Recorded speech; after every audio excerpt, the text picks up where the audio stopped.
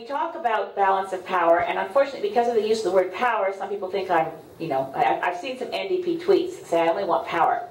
Actually, I want the balance part. But anyway, what we need to consider is what's the best way to ensure that we don't allow what happened in 2006 to ever happen again, and 2008, which was that because of the animosity and the hyper-partisanship between the NDP and the Liberals, they stood back and allowed Stephen Harper to form government when they could have stopped it.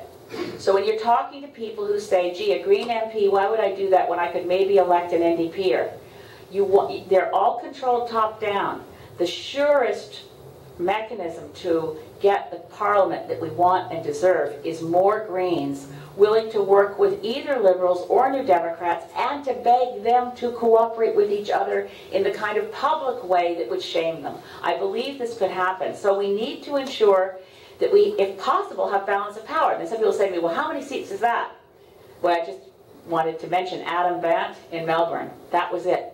When he was first elected, election before last, Julia Gillard and Tony Abbott were, believe it or not, one seat. They needed one seat for one to be in power or the other. One seat was balance of power, and Adam Bant's one seat meant that then Australian leader of the Greens, Bob Brown, negotiated with Julia Gillard and Labour, negotiated with Tony Abbott and the Liberal coalition, and ended up saying, which shouldn't surprise anybody, that the climate policies of Labour were going to be better. And that's the only reason Julia Gillard was ever Prime Minister that term, was the one seat in Melbourne. So we don't know what balance of power will look like. The tighter the race between the Conservatives, the Liberals, and the New Democrats, and the more Greens we get elected, the greater the likelihood that we'll be in a position to help put things right. And that's our goal as Greens. Our candidates across the country are equally committed to working for their constituents, working hard for constituents, but never allowing partisanship to get in the way of our duty and responsibility, both to Canada and to our children and our grandchildren.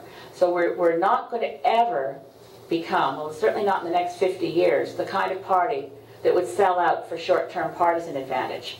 And we will look at every possible mechanism. And I love it. Lloyd comes to a lot of my town hall meetings. He always has more innovative ideas about a lot of different issues.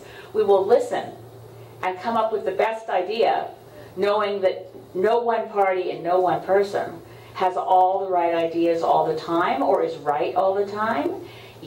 I believe firmly that you get better decisions when you listen to everybody and think about whether an idea from someone that you never would have considered as wise, but yet that's a great idea. And maybe if we did that instead of this, working together, we'll get the solution that does the greatest good for the greatest number and helps us all. So that's what we want out of the next Parliament. Please help share that with people you meet who may not understand why Greens are running in places we can win. Imagine a political party that has the nerve to run where they can win. Greens are being attacked for this, but on the other hand, this is our plan. We will run hard, and we will run to work for Canada.